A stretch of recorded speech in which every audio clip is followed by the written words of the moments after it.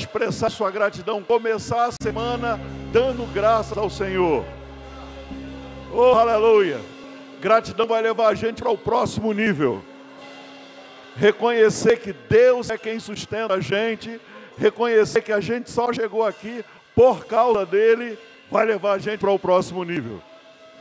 Obrigado, Pai. Nós somos tão gratos por aquilo que o Senhor tem feito. Obrigado porque temos o privilégio de poder congregarmos em família. Obrigado por nossa família da fé. Oh, aleluia. Obrigado porque nós temos muitos irmãos. Obrigado porque nós não estamos sós. Nós temos a sua presença em nós e nós temos uns aos outros. Oh, aleluia. Glória a Deus. Obrigado, pessoal. Dá um sorriso de crente para a pessoa que está perto de você. Essa pessoa próspera, abençoada, curada e pode se assentar. Aleluia. Louvado seja o nome do Senhor. Você está feliz porque está congregado? Irmãos, é um privilégio estar aqui. Eu quero já começar agradecendo o pastor Wellington e Leila. É uma honra, eu tenho sido muito bem tratado lá na casa deles. E como eu sempre digo, melhor do que eu mereço, é como se Jesus tivesse chegado na casa deles. E eu sou tratado com muita honra. Eu e Josi, tem sido muito bom. Eu estou feliz também pelo privilégio, pela oportunidade de estar aqui num culto de domingo à noite, né? É o culto principal de toda a igreja, e o pastor confiar o púlpito a outra pessoa. É um privilégio, é uma honra. E falar sobre esse assunto, irmão, que eu amo tanto, que é sobre a família da fé. A mensagem mais importante dos últimos dias, irmãos, está lá em Hebreus, no capítulo 10, eu queria que você já abrisse lá. Essa é a mensagem principal da igreja, é a mensagem mais importante da igreja. Eu vou, inclusive, escrever um livro sobre esse assunto, e eu quero que você abra lá em Hebreus, no capítulo 10, aleluia, versículo 25, Hebreus 10, 25. Quem achou, diga: minhas contas estão pagas. Quem não achou, pode dizer também. Fé chama a existência as coisas que não são como se já fossem. Hebreus capítulo 10, versículo 25 diz assim: não deixemos de congregar-nos como é costume, ou seja, pessoas acostumaram, como é costume de alguns. Antes, façamos admoestações, tanto mais quando vedes que o dia, está com D maiúsculo na sua Bíblia, que o dia se aproxima.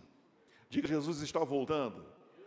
Quanto mais nós percebemos que Jesus está voltando, que a volta de Jesus está próximo, maior é a urgência dessa mensagem. Não deixe de congregar. Não se acostume a não congregar, porque a igreja local é um lugar de segurança. A igreja local é um lugar onde a gente é levantado por dentro, onde a gente é treinado, onde a gente é equipado. É um excelente lugar para criarmos nossos filhos, para termos nossos adolescentes e jovens envolvidos, trabalhando, crescendo e livres de toda essa podridão que a gente vê do lado de fora. A igreja é um excelente lugar para o seu filho frequentar, congregar, trabalhar antes de ir para a faculdade. E a gente tem um plus a mais, um bônus a mais. A gente ainda tem o rema funcionando aqui na igreja. Irmãos, a gente é privilegiado. Vou dizer, irmãos, pessoas que dizem, por exemplo, eu estou me sentindo tão só, é porque ainda não entenderam, primeiro, que o Espírito Santo habita no nosso coração, e segundo, que a gente tem uma família da fé. Posso ouvir um amém de vez em quando, irmão? Glória a Deus.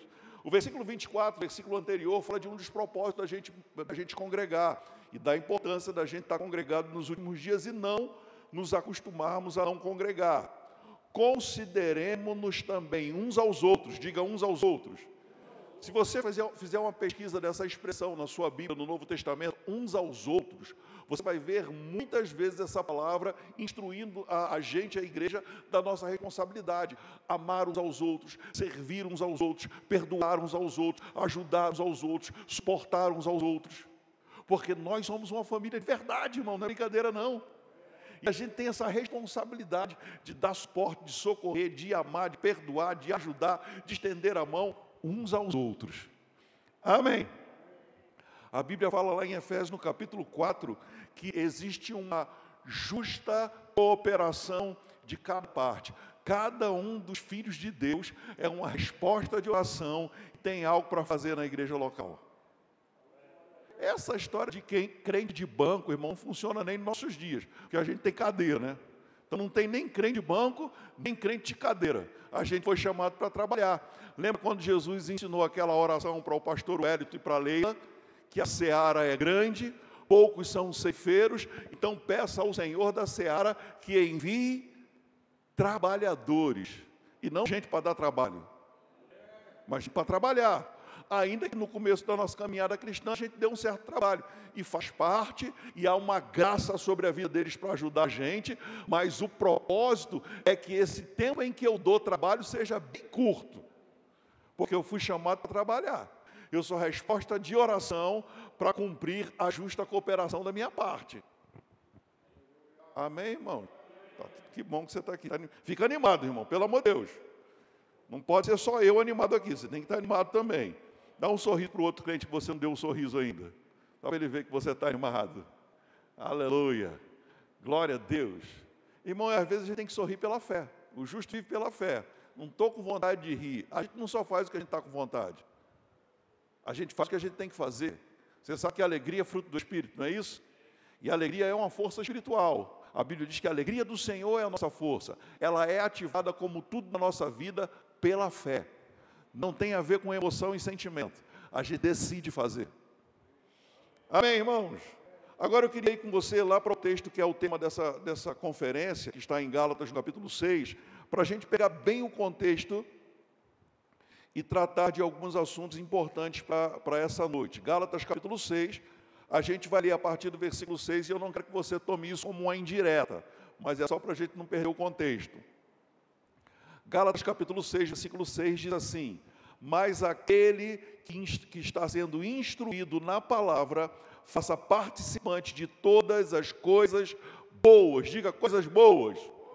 De todas as coisas boas, aquele que o instrui.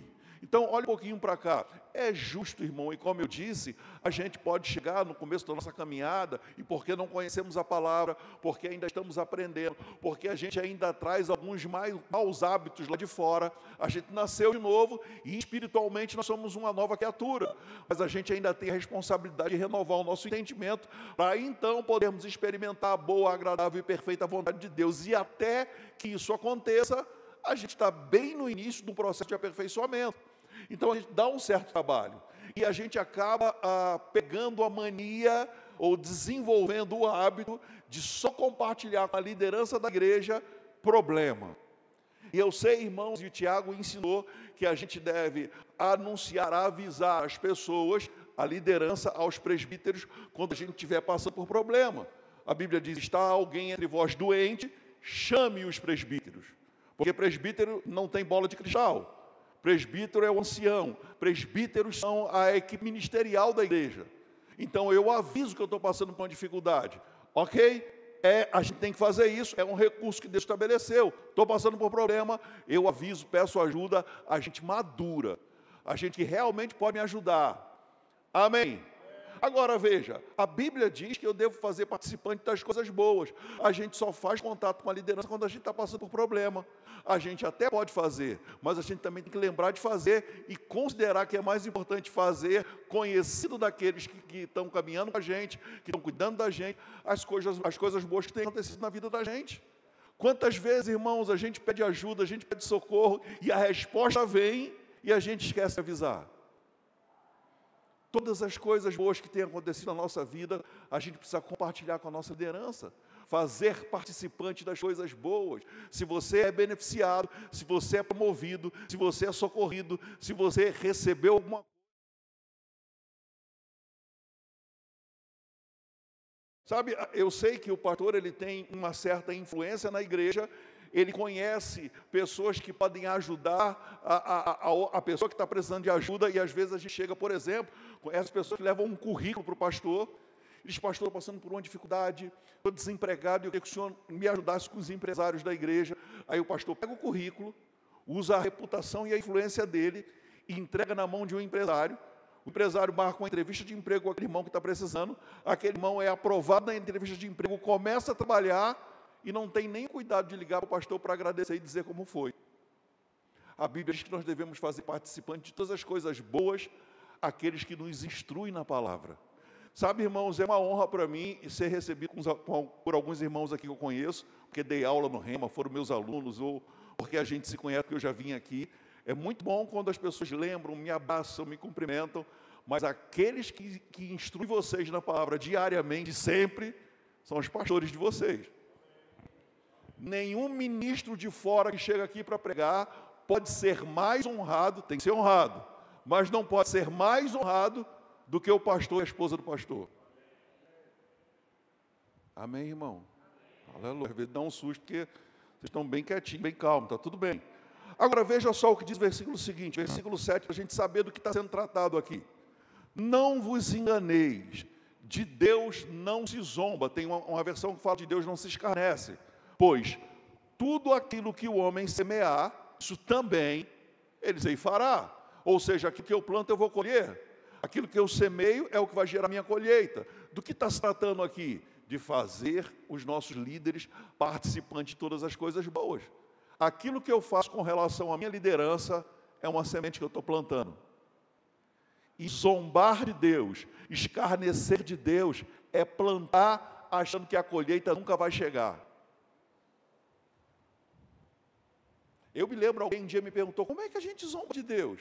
A gente faz bullying com Deus, alguma coisa assim? Não, irmão, zombar de Deus é não acreditar nos princípios da palavra. Se a Bíblia diz que tudo aquilo que eu semeio eu vou colher, pode esperar que eu escolhi a colheita que eu vou ter no meu futuro, plantando o que eu decidi plantar agora. A maneira de eu plantar algo, de eu colher algo bom na minha vida, uma das maneiras é semear coisas boas na vida da minha liderança. Fazer participantes de todas as coisas boas, aqueles que nos instruem na palavra. E não se engane, de Deus não se zomba, pois tudo aquilo que o homem semear, isso também ele colherá. Você está plantando honra, vai colher honra. Está plantando lealdade, vai colher lealdade. Está plantando coisas boas, não tem como a colheita ser diferente. Amém? É sobre isso que esse texto está tratando. Porque, versículo 8, o que semeia para a sua própria carne, da carne colherá corrupção. Mas o que semeia para o Espírito, diga para o Espírito. Diga do Espírito. Aquele que semeia para o Espírito, do Espírito colherá zoe, vida eterna, que quer dizer qualidade de vida de Deus, não quantidade de dias. Porque todo ser humano vai descobrir, ele tendo entregado a vida a Jesus ou não, que o caixão, a cremação, o cemitério não é o fim da história. Então, vida eterna, biblicamente falando, não quer dizer quantidade de dias, porque a história não acaba no túmulo. Vida eterna é qualidade de vida de Deus, que começa no dia que você nasceu de novo. Agora a Bíblia diz que se eu semeio para o Espírito, do Espírito eu colherei vida eterna. Duas coisas a gente precisa considerar. A primeira delas é que aquilo que eu semeio deve ser primeiro proposto no meu coração. Porque semeadura começa no coração. E outra coisa importante que eu devo considerar é que eu devo semear de acordo com a palavra. Fazer coisas boas. Isso vai gerar colheita para a minha vida. Agora veja, a minha colheita, se eu semeio no Espírito, guiado pelo Espírito, fundamentado na palavra, ela não virá de pessoas. A Bíblia diz que se eu semeio no Espírito, do Espírito eu colho. Por que pessoas se frustram? Porque elas fazem pelos outros, e é certo fazer, mas aí a gente fica esperando retribuição, consideração, reconhecimento, gratidão, e nem sempre a gente vai ter.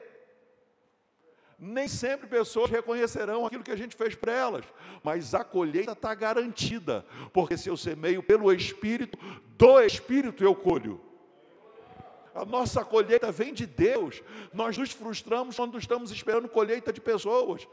Pode até ser que Deus use pessoas para liberar colheita na nossa vida, mas a nossa colheita vem de Deus, e Deus nunca vai decepcionar a gente. Então veja, irmãos, a Bíblia diz que eu devo fazer participante de todas as coisas boas, aquele que me instrui na palavra. Então se eu faço isso, mesmo quando aquele que me instrui na palavra erra, a minha colheita continua garantida. Ela virá de Deus. Amém? Deus é um bom pagador, irmãos. A Bíblia diz que quando nós buscamos a Deus, Ele se torna recompensador, galardoador daqueles que o buscam. Então pode ter confiança em Deus que a sua colheita está garantida. Nem sempre nós colhemos no lugar que a gente plantou. O que interessa mesmo é saber que eu plantei. E já que eu plantei, eu posso descansar, porque a colheita vai chegar. Amém. Oh, aleluia.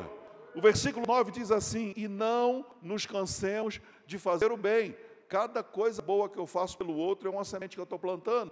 Não nos cansemos de fazer o bem, porque a seu tempo, no tempo certo, nós colheremos ou ceifaremos. Diga se não desfalecermos, se não desanimarmos, se não desistirmos. Joyce Meyer, falando sobre esse versículo, ela diz que nós devemos continuar continuando. A gente não pode parar. Agora veja, minha colheita, eu plantei, minha colheita vem de Deus, a pessoa pode ser grata ou não, eu sigo fazendo bem a todos. Lembra de Jesus quando ele curou aqueles 10 leprosos? Apenas um voltou para agradecer, 9 foram ingratos. Jesus reconheceu a gratidão daquele que voltou e perguntou por aqueles que foram ingratos. Mas a ingratidão da maioria não fez Jesus desistir do seu ministério de cura. A gente vai ter que lidar com isso, irmãos, e a gente vai se deparar com situações assim, mas a gente tem que continuar continuando, porque se a gente não desistir, no tempo certo, a gente vai colher. Aleluia! No tempo certo, irmãos, a colheita chega. Deus, ele não está brincando, fique tranquilo. Agora eu quero que você considere isso. Se a Bíblia diz que a gente não deve cansar, é porque em algum momento pode ser que a gente canse. É por isso que a gente leu lá em Hebreus, no capítulo 10, versículo 24, que um dos propósitos da gente congregar, da gente não acostumar a deixar de congregar, é porque na congregação nós nos estimulamos uns aos outros ao amor e às boas obras. Porque a gente precisa de estímulo, porque a gente precisa de motivação. Sim, irmãos, eu entendo, a Bíblia inclusive fala sobre alta motivação. Quando Jesus diz que no mundo a gente passa por aflições, e a aflição é uma questão geográfica, a gente só passa porque a gente está aqui. Jesus diz, enquanto você estiver passando pela aflição, mantenha um bom ânimo. Isso é automotivação. É quando eu não tenho ninguém para dar tapinha nas minhas costas, me incentivar, eu continuo animado. Como? Pela fé. Porque é sobre isso que Jesus está falando. Porque ele disse, eu venci o mundo. Ele não tinha morrido, não tinha sido sepultado, não tinha ressuscitado ainda. Ele estava no ápice do seu ministério terreno aqui. Quando ele falou, eu venci o mundo, João que escreveu isso, lá na frente ele vai explicar em uma de suas cartas. Ele disse, a nossa fé é a vitória que vence o mundo. A gente passa por aflição, vivendo pela fé. E aí a gente se automotiva, mas além da automotivação, a Bíblia diz que quando eu congrego, nós congregamos para nos estimularmos mutuamente ao amor e às boas obras. É porque situações, relacionamentos, esse relacionamento interpessoal, coisas que fazemos por pessoas, ingratidão, falta de reconhecimento, pode fazer a gente cansar em algum momento. Mas aí o meu irmão diz assim, não, mas eu também passei por isso, e fique tranquilo, porque é certo que a colheita vem de Deus. Eu já tive que lidar com ingratidão, pessoas já viraram a cara para mim, pessoas já deixaram de reconhecer o que eu fiz. Eu estendi a mão para pessoas, socorri, levantei, investi, abençoei, e a pessoa não reconheceu. Mas hoje eu sei que a minha colheita não viria delas, mas veio do Senhor. E aí levanta a gente por dentro. Alguém diz, fique tranquilo, a sua colheita vai chegar. Fique tranquilo, aquilo que você fez foi creditado no céu. Paulo disse aos Filipenses, lá no capítulo 4, o que a gente busca não é o donativo de vocês, mas é o vosso crédito aumentando no céu.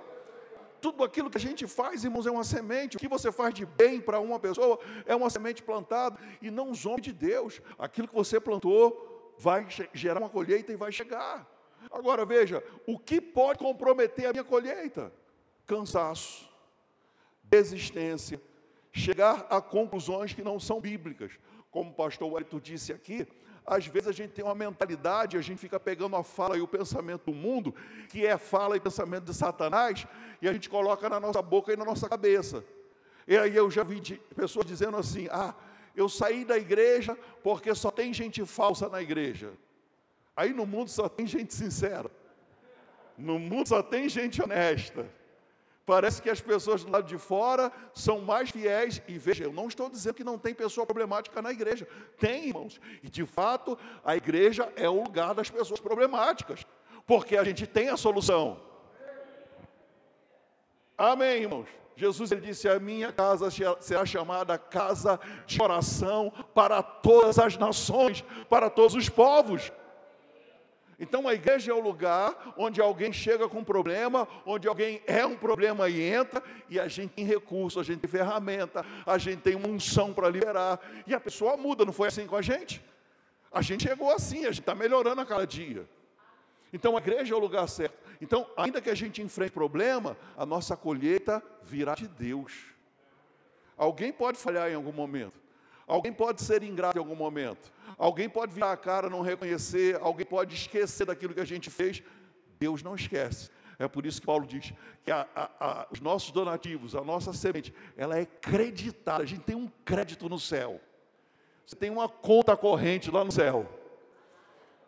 E cada ajuda, cada socorro, cada vez que você abençoa alguém, você aumenta o seu crédito. Irmão, a gente está com crédito bom lá no céu.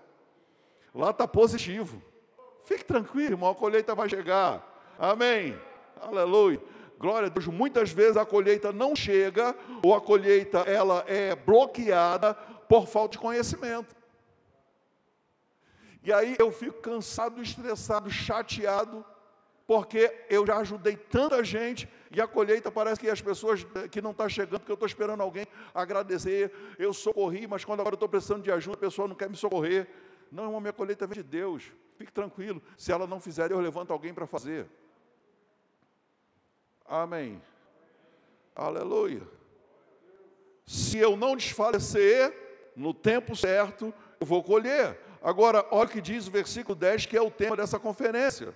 Por isso, por tudo aquilo que a gente acabou de ler aqui, por isso, enquanto tivermos oportunidade, irmão, deixa eu dizer, cada vez que alguém precisa de ajuda, é uma oportunidade divina.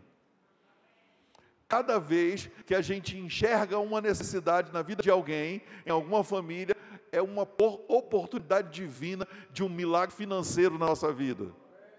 Senhor, eu preciso de ajuda nessa área da minha vida. Aí Deus vai logo te conectar a alguém que está precisando de ajuda. Amém, irmãos?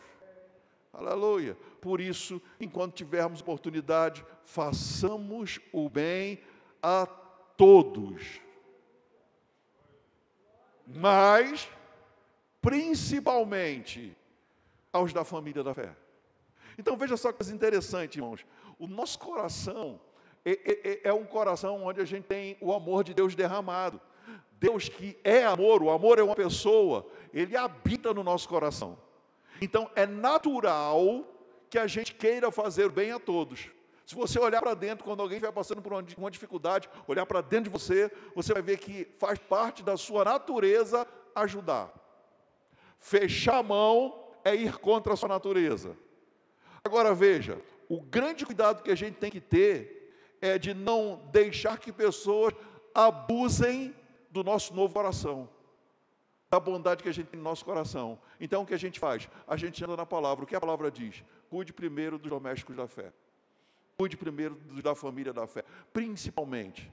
Primeiro, irmãos, os da família da fé. Primeiro aqueles que congregam com a gente. Primeiro aqueles que vivem com a gente. Primeiro aqueles que estão ao nosso lado. Isso não quer dizer que eu vou deixar de ajudar o de fora, mas precisa chegar um tempo em que todos aqui estejam supridos.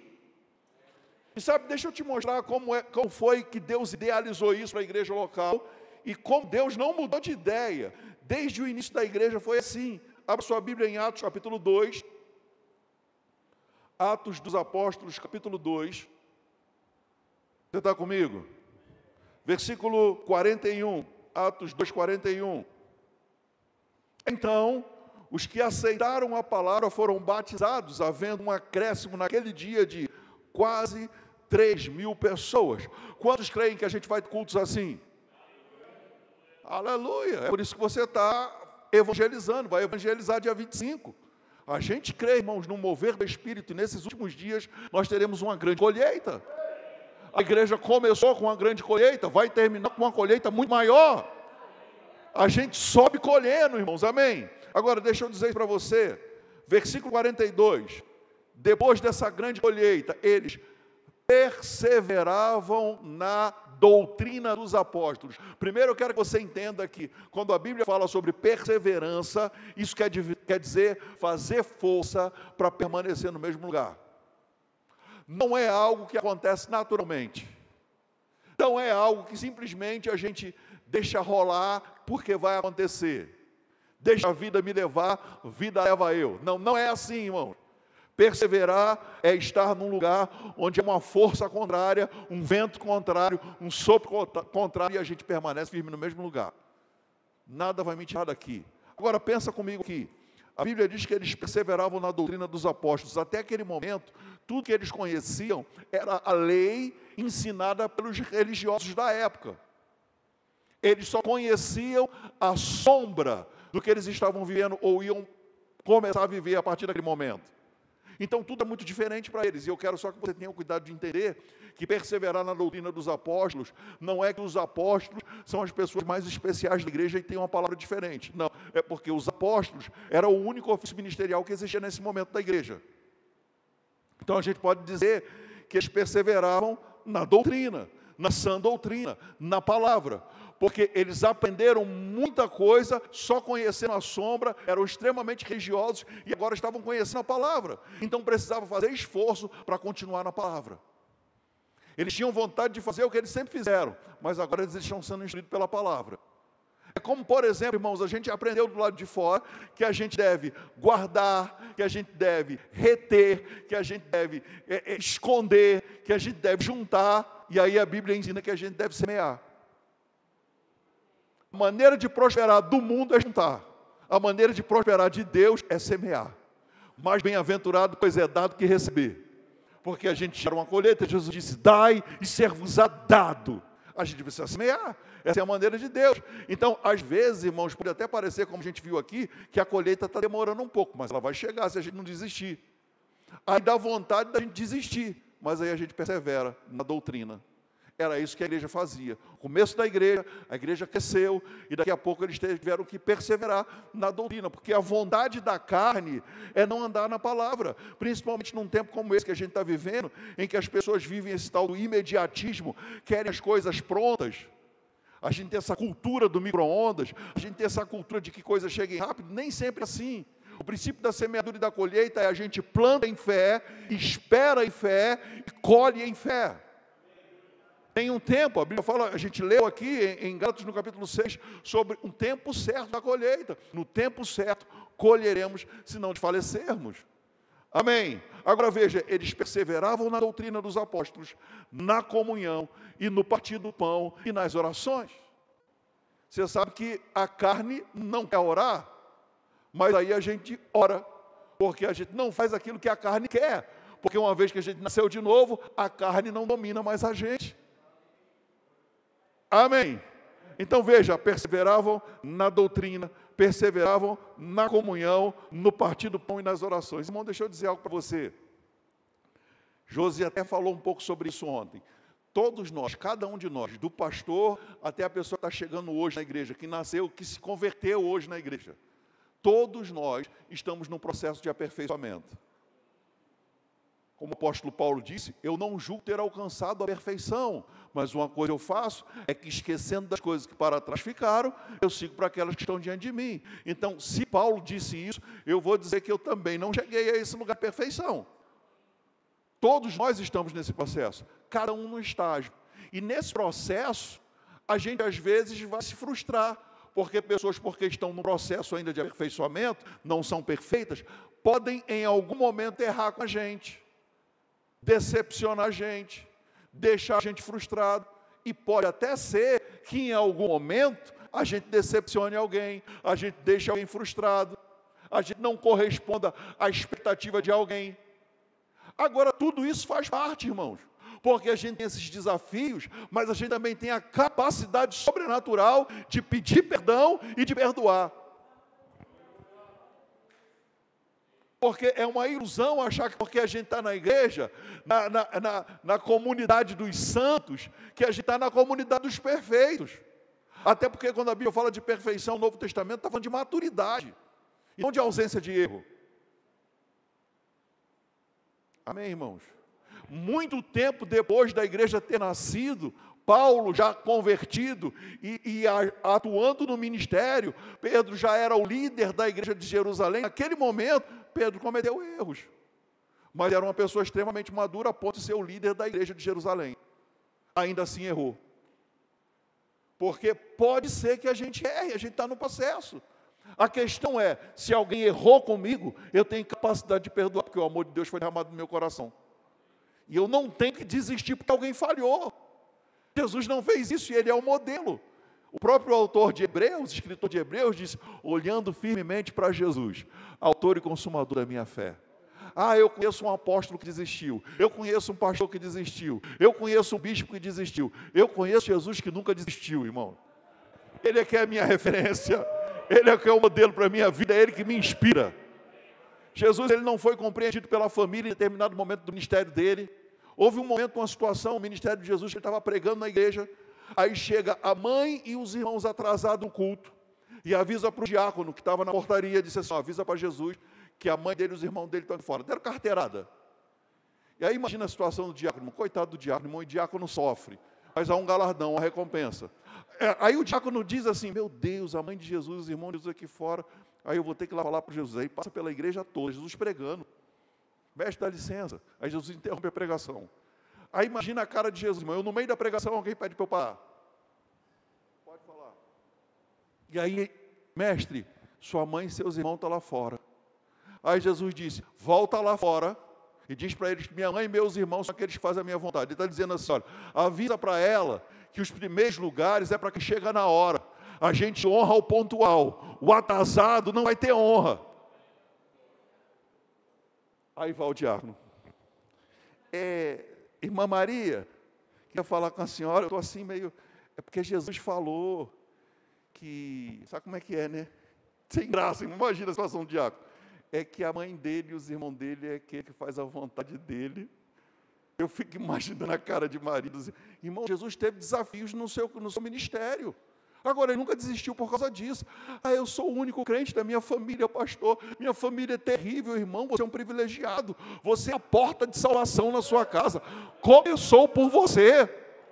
Fique tranquilo, aquele que começou a boa obra, ele há de completá-la até o dia de Cristo Jesus. Se você que é uma obra de arte foi salvo, imagina o resto.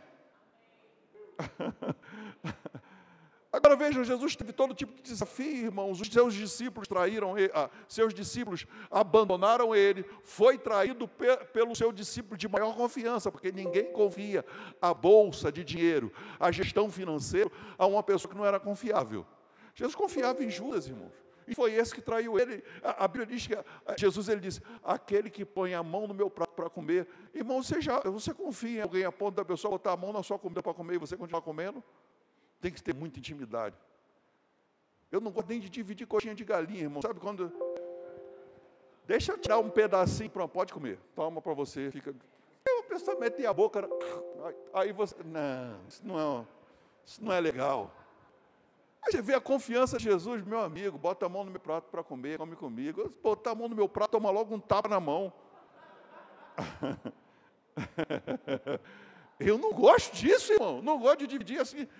Come, você quer também? Quer que eu faça para você? Quer que eu compre para você? É um negócio chato. Tem gente que gosta desse negócio de tirar pedacinho. Aí me dá um pedacinho, me dá umzinho. Judas era esse tipo de gente, irmão. Eu já não ia me dar bem muito com ele, não. Mas aí Jesus disse, meu amigo, vai me trair. Agora Jesus não desistiu, irmão. Jesus eu já tenho uma pessoa que eu admiro muito, que ele está entregando para as pessoas a medalha dos 3 I. Depois pesquisa na internet. Mas Jesus era alguém imparável, irmão. Jesus não desistia por causa de bobagem, não. Por causa de qualquer coisa.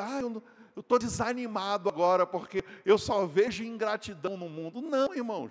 Jesus teve que lidar com ingratidão, mas também Jesus encontrou muita gente agradecida. A gente até tem pessoas com dificuldade que causam problema na vida da gente. Ou você acha que por que foi que Jesus disse que a gente deve perdoar o nosso irmão se ele pecar até 70 vezes 7 contra a gente num dia?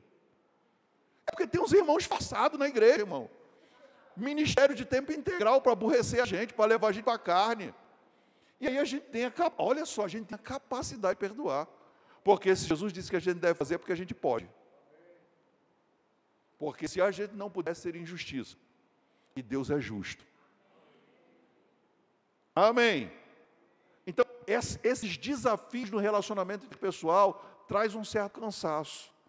Mas já que a gente não deixa de congregar, a gente está acostumado a congregar, então nós nos estimulamos uns aos outros a continuar andando em amor e em boas obras. A igreja perseverava na doutrina, na comunhão, nas orações, no partido. E veja só, irmãos, imagina você perseverar no partir do pão. A gente começa, a igreja nasceu, aí começa a chegar gente de tudo quanto é lugar, todo tipo de educação, todo tipo de mania, todo tipo de educação ou a falta dela. E aí a gente vai fazer um café da comunhão. Aí tem aqueles irmãos que não, meu irmão, ele quer tomar frente da fila, ele estaciona na mesa, e ele quer pegar tudo, já viu? Eu acho fascinante, eu fico espantado com a habilidade dos crentes que tem lá em Nova Iguaçu, que não deve ter crente assim, como eles conseguem equilibrar num pratinho a quantidade de comida. É um negócio impressionante, irmão, dá para eles fazer isso no sinal de trânsito para ganhar dinheiro. Porque eles enchem o prato, irmão, assim de um jeito, e tem uma estratégia, né, do que bota por baixo. Tem umas irmãzinhas lá na igreja, irmão, que é mais forte que os irmãos. Elas conseguem, fica olhando, meu Deus do céu, é um negócio impressionante. Agora veja, irmão, perseverar, enquanto a gente está tendo que comer com pessoas que não têm a mesma educação. Já viu gente que mastiga de boca aberta? Chega a me dar um arrepio, irmão, quando faz barulho. Meu irmão, vou dizer um negócio. Mas a gente não vai desistir de Jesus por causa dessa bobagem, irmão. Eles perseveravam. Amém. Tem todo tipo de gente na igreja. Gente chata, gente mais ou menos chata, gente que está deixando a chatice. E tem a gente. E a gente precisa estar com perseverar, irmão. Porque assim, você pode pensar que não tem crente chato na igreja, mas eu vou dizer que tem. E a gente precisa perseverar, vou perseverar, irmão, ficar firme. É assim mesmo, Jesus teve que lidar com isso também. Ou você pensa no ministério de Jesus, não teve gente chata? Claro que teve, irmãos. Claro que teve gente chata.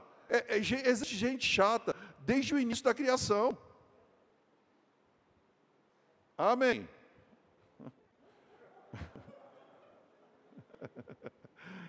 Eu sei que a gente pensa em algumas pessoas que não falam sobre isso, né? Já vem logo na nossa cabeça, tem irmão.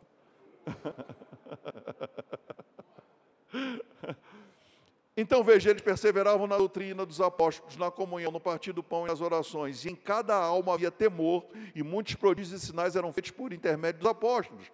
Todos os que creram estavam juntos e tinham tudo em comum. Diga tudo em comum. Tudo em comum fala de comunidade, não de comunismo. Amém, irmãos? Ok. Vendiam suas propriedades e bens, distribuindo o produto entre todos, e à medida que alguém tinha necessidade, diariamente, diga diariamente. Irmãos, nunca foi tão fácil como hoje. A gente pode não estar aqui na igreja local, no prédio, todos os dias, mas a gente está conectado o tempo todo. A gente tem tanta ferramenta hoje para estar perto um do outro. A gente tem tanta ferramenta hoje para conversar. Amém. E voltando sobre o crente chato, tem aqueles que mandam aquelas fotinhas no WhatsApp. Bom dia, boa noite. Irmão, tem dia de tudo. Feliz dia do pet, do cachorrinho. Feliz dia do livro. Tem dia de tudo, irmão. E tem uns irmãos que conseguem compartilhar. E a gente anda em amor com eles também. Amém. Diariamente perseveravam unânimes no templo, partiam pão de casa em casa, tomavam as suas refeições com alegria e singeleza de coração, louvando a Deus e contando com a simpatia de todo o povo. Agora eu quero que você considere isso. A Bíblia diz que enquanto a gente tiver a oportunidade, a gente deve ajudar a todos, mas principalmente a família da fé. Agora veja como a igreja começa a suprir desde o início a necessidade daqueles que congregam.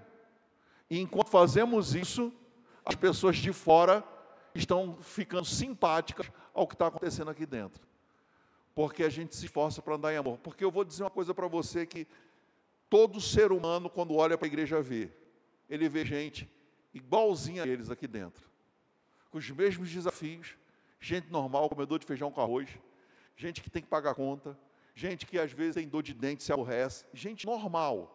A diferença é que eles até podem debochar da gente, fazer pouco caso, chacota, piadinha, chamar a gente de fanático, de beato, de carola, de pulga de barata de igreja. Pode falar o que quiser da gente, mas quando precisar de oração, eles pedem para a gente. Ninguém pede oração para o crente que não frequenta a igreja. As pessoas só pedem oração para o fanático, porque a gente tem resultado.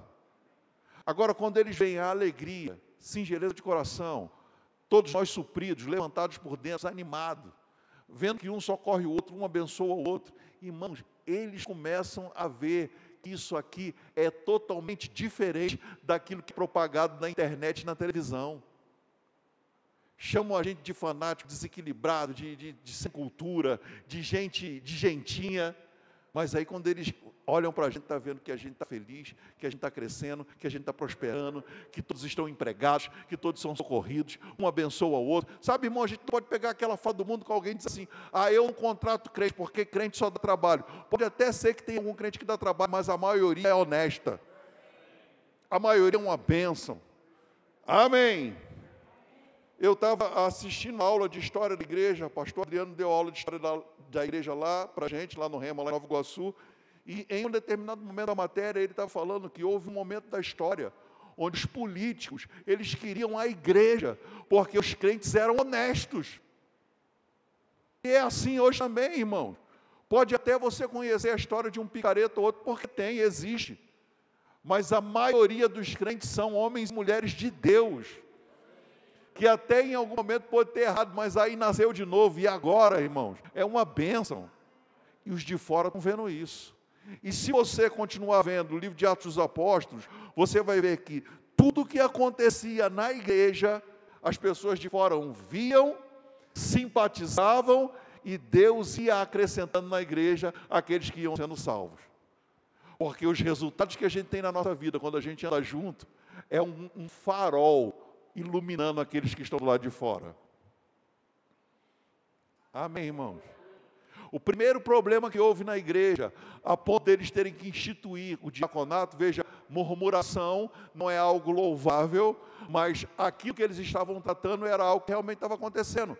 As viúvas, lá no capítulo 6 de Atos dos Apóstolos, de um determinado grupo da igreja, não estavam sendo assistidas, estavam sendo esquecidas, porque os 12 apóstolos não davam conta de resolver tudo.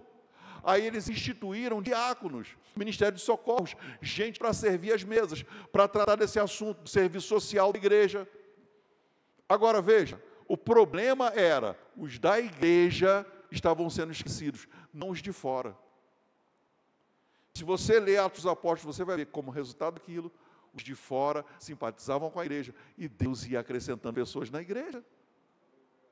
As pessoas vão ser acrescentadas, irmãos, quando nós andarmos e vivemos como uma família da fé. Nós seremos reconhecidos como pessoas e filhos de Deus quando nós andarmos em amor. E principalmente com os da família da fé. A gente precisa entender esse projeto de Deus, que é a família da fé, a igreja local, como uma bênção e não como um problema. É uma bênção, irmãos, apesar de termos que lidar com situações, está tudo certo. Lá fora a gente lida também, na casa da gente a gente lida também com desafios, na família da gente também. Então por que é que na igreja a gente não tem tolerância? José lembrou ontem, a gente se aborrece. Irmão, quantas vezes eu me aborreci com meu pai, com minha mãe, com meu irmão, com minha avó, com um primo, com família e até com filho, e passou. Na igreja a gente se aborrece uma vez, acabou, vou para outra igreja. Meu tempo aqui acabou. Deus falou comigo, estou sendo guiado pelo Espírito. Não, irmão, você está andando na carne, dando lugar ao diabo. Não é uma direção do Espírito, é não querer resolver o problema. Resolve o problema, anda em amor, libera a pessoa. Mas eu só vou perdoar se ela se arrepender ajoelhada aos meus pés, chorando, derramando lágrimas sinceras, porque a gente tem a capacidade de saber se a lágrima é sincera ou falsa. Tem esse termômetro dentro da gente. Não, irmão, eu não preciso esperar a pessoa se jogar nos meus pés, eu já libero perdão, porque eu posso. Porque eu não tenho nada a ver com o arrependimento ou não da pessoa. Eu preciso perdoar. Não é opcional. Mas talvez lá, mas a minha família, sangue quente, a gente é muito difícil. Aí começa esse negócio de, nós somos, como é que é, fleumático. Meu irmão, para com isso. Não tem, nem na Bíblia está isso. A gente tem que perdoar e ponto final. A gente tem que andar no fruto do Espírito. O fruto do Espírito, irmão, é uma força espiritual. Todos nós, nascidos de novo, temos por dentro. Então a gente perdoa. O problema é que muitas vezes a gente enxerga o perdão como algo da alma. Alguém pega Provérbios capítulo 4, versículo 23 e diz assim, irmão, guarda o coração. Nem disso aquele texto está falando. Porque sua alma e suas emoções não estão no seu coração. Seu coração é quem você é de verdade. É porque talvez você não tenha lido o versículo 24, que vem depois do versículo 23 de Provérbios capítulo 4, que diz que a maneira de guardar o coração, os versículos 20, 21, 22 e 23 também falam, é fechar as portas de entrada, voltando os ouvidos para a palavra, tendo toda a sua atenção voltada, não apartando os seus olhos das Escrituras, e o versículo 24 vai dizer, afastando toda a falsidade da sua boca. É assim que se guarda o coração. Porque o coração se alimenta daquilo que meus lábios produzem. E a boca vai falar daquilo que o coração está cheio. Eu alimento o fluxo. Falando, é assim que eu guardo meu coração. Não está sendo tratado de alma. Até porque o versículo 23 diz, é do coração que procedem as saídas da vida. Ou a fonte da vida. Não é da alma, não é da cabeça, não é das emoções. Então, irmão, o que eu devo fazer quando minhas emoções estão abaladas, quando alguém faz alguma coisa contra mim, é perdoar. Não tem outra opção. Jesus ensinou, a gente cita e a gente conhece de cor e salteado, Marcos 11, 23, mas o versículo 24 fala sobre a fé aplicada na oração. E sobre essa oração, Jesus diz, quando você estiver orando a oração da fé, que você recebe aquilo que você pediu, e assim é com você, se você lembrar que tem alguma coisa contra alguém, perdoe. É simples, irmão, não é complicado, é a gente que complica. Não, mas como é que eu vou conseguir perdoar? Perdoando pela fé. E deixa eu já lhe dizer que uma vez que você decide perdoar e libera o perdão, as suas emoções não vão estar alinhadas com a sua decisão imediatamente. Isso acontece com todo mundo, a raiva vai continuar ali, a vontade de matar, de esganar, torcer o pescoço. Continua lá, irmão, está lá no mesmo lugar, porque você é gente. A gente não vive sem emoção, irmão. Emoção é uma bênção, a gente só tem que administrar. A gente só tem que ter maturidade para lidar com ela. Agora, o fato das minhas emoções estarem alinhadas ou não com a palavra, não vai me dar licença para eu viver fora da palavra. Não, eu ainda não estou pronto. Você já viu quando alguém me ensinaram assim, e eu fazia isso? Quando alguém diz assim, não, pastor, hoje eu não vou participar da ceia. Hoje eu não estou pronto para participar. Isso a pessoa está dizendo, eu vou ficar mais um mês odiando a pessoa, querendo matar, porque se eu tomar um copinho de suco de uva com esse ódio que eu estou no coração e esse pedacinho de pão, eu vou morrer. Porque a Bíblia diz que se alguém come indignamente do pão e bebe do cálice, vai trazer juízo sobre si mesmo. Mas a Bíblia também diz no mesmo texto, lá de 1 Coríntios capítulo 11, a partir do versículo 23, que a gente deve julgar a nós mesmos, nós devemos nos julgar a nós mesmos e comer do pão e beber do cálice. Então desespera mais um mês até você estar pronto, porque o crente já está pronto desde que nasceu de novo. O amor não vai ser derramado no nosso coração, já foi. Você nasceu de novo, o amor já habita em você. A gente já tem a capacidade de perdoar uns aos outros. A gente só precisa decidir. E esquece esse negócio de sentimento, irmão. A gente vai continuar com raiva por um tempo. Agora, vou lhe dizer, vai chegar um tempo onde suas emoções vão estar alinhadas com a sua decisão. Isso não é sinônimo de amnésia. Porque alguém diz, pastor, a Bíblia diz que Deus lança o nosso pecado no mar do esquecimento. Bom, a Bíblia nem diz isso. Isso nem está escrito na Bíblia. Mas digamos que a gente sabe que Deus ele não nos trata, o Salmo 103 diz que Ele não nos trata segundo as nossas iniquidades. Deus perdoa, mas Deus não tem amnésia, até porque Ele não pode. Ele é onisciente e sabe de todas as coisas. Se você ler a sua Bíblia, do Velho Testamento até o Novo, você vai ver que o erro de muitas pessoas está escrito na Bíblia. Se Deus esquecesse dos nossos erros, aí Deus estava fazendo acepção de pessoas. Por que o erro de Davi está na Bíblia e o meu Deus esqueceu? A questão é, Deus perdoa e Ele não nos trata mais segundo os nossos erros. A Bíblia diz que aquele que confessa o seu pecado e deixa, volta a prosperar. Volta para o fluxo de prosperidade. Então não pense que você é diferente e você vai ter uma amnésia. Aí a pessoa acabou com a tua vida, você está colhendo um monte de consequências daquilo que a pessoa fez contra você, aí você decide perdoar, aí lembra daquilo que a pessoa fez contra você? Não, eu nem lembro. O que foi que ela fez? Irmão, isso não existe, isso é um problema psiquiátrico. A gente sabe o que fez, mas não afeta mais a gente. Eu já citei que Jesus, ele lembrou e considerou os 9 ingratos. Cadê os outros 9 que eu curei também? A gente não esquece o que fizeram contra a gente. Veja, o fato de eu perdoar uma pessoa, ter essa capacidade, isso não quer dizer que eu tenha que ter a mesma confiança. Liberar perdão é uma coisa. Confiança é conquistada. Se alguém aprontou comigo, eu tenho uma obrigação de perdoar, mas não de andar junto. Até porque a Bíblia diz que eu não devo me associar ao irmão que anda desordenadamente. Irmão, que em alguns casos eu não devo nem sentar à mesa para comer com eles. Com esse nem com mais. A Bíblia não está dizendo que ele perdeu a salvação. Só está dizendo que eu tenho propósito, ele tem outro. Ele não quer nada com Deus e eu quero tudo. Então se associa a quem quer tudo também. Amém. Se a gente entender isso, irmão, a gente vai viver uma vida fácil. E deixa eu lhe dizer, irmão, se é a vontade de Deus, usufruindo dos recursos, nós somos uma família, irmãos. Se a gente cuidar de ajudar um ao outro, sabe, a sua família vai olhar e vai dizer, eu estou vendo que você está passando por uma dificuldade, mas alguém te socorreu, irmãos, a Josi disse, e é verdade. As pessoas não entendem como, por exemplo, alguém é tocado pelo Senhor de fazer compra de mês para a gente, alguém é tocado pelo Senhor de dar um carro de presente para a gente, de dar alguma coisa, de ofertar. Imagina, irmão, alguém chega e fala, Deus falou no meu coração de dar essa oferta para você. Aí a oferta é exatamente aquilo que você estava precisando naquele momento. Aí quando você conta para um colega de trabalho, quando você conta para algum parente seu que não é crente, a pessoa não dá, as engrenagens travam, irmão. Se não tiver o coração novo, se não tiver nascido de novo, não consegue entender. Como alguém que um dia queria acabar com a tua vida, nasceu de novo e agora está te servindo, te abençoando, te honrando, como você consegue liberar perdão e abençoar a vida de pessoas que fizeram mal contra você.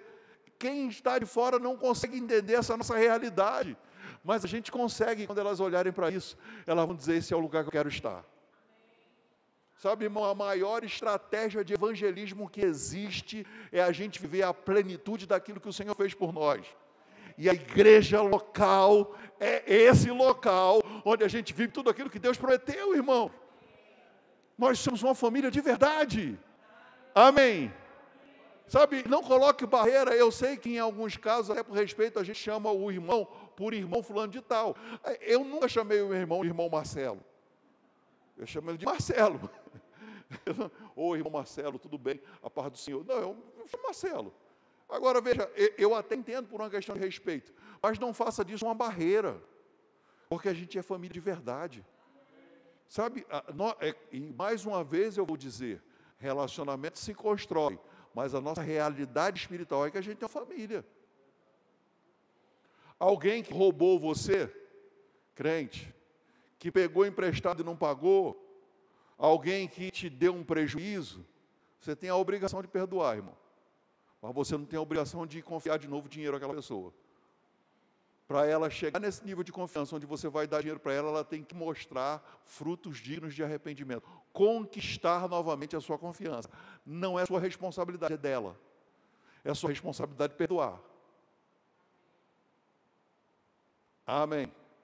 Porque cada acesso na minha vida é conquistado. O acesso que você dá na sua vida é um dom. E ele é conquistado por merecimento. E deixa eu dizer isso para terminar.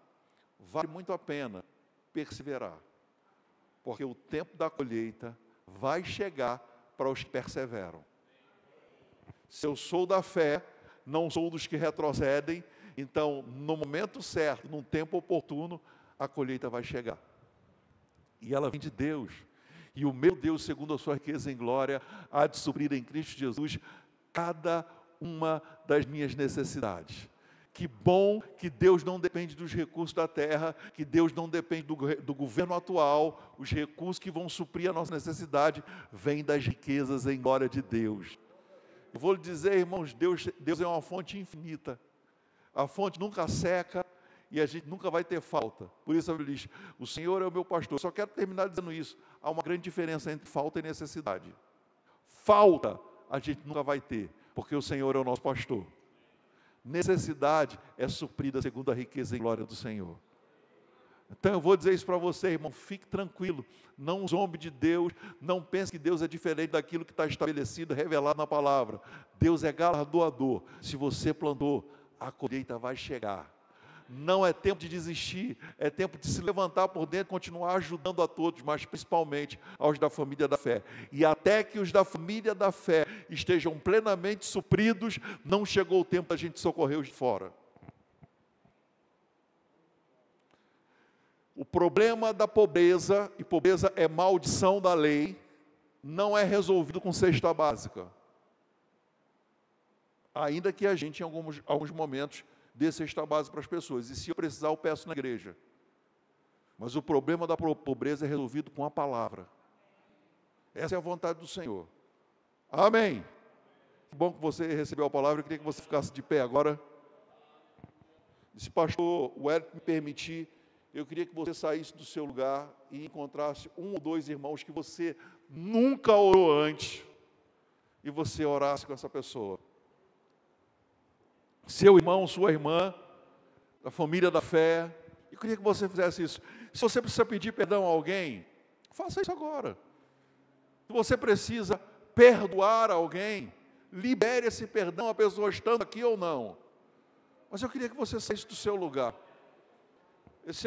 Essa é uma prática, irmãos, que a gente tem feito muito pouco. Orar uns com os outros. Aleluia! Aleluia! Fica ninguém sozinho não, irmão. Se você vê alguém sozinho, coloca essa pessoa. Deixa ninguém abandonado não. Aleluia! Há poder na sua vida para liberar cura sobre essa pessoa. Há poder na sua vida para liberar uma palavra que vai levantar essa pessoa por dentro, que vai definir essa semana para essa pessoa. Dá uma olhada aí ao redor, irmão, vê se tem alguém sozinho, não deixa ninguém sozinho não. Aleluia. Isso é um ambiente de cura, irmão, um ambiente de milagres, de restauração, reconciliação. Aleluia.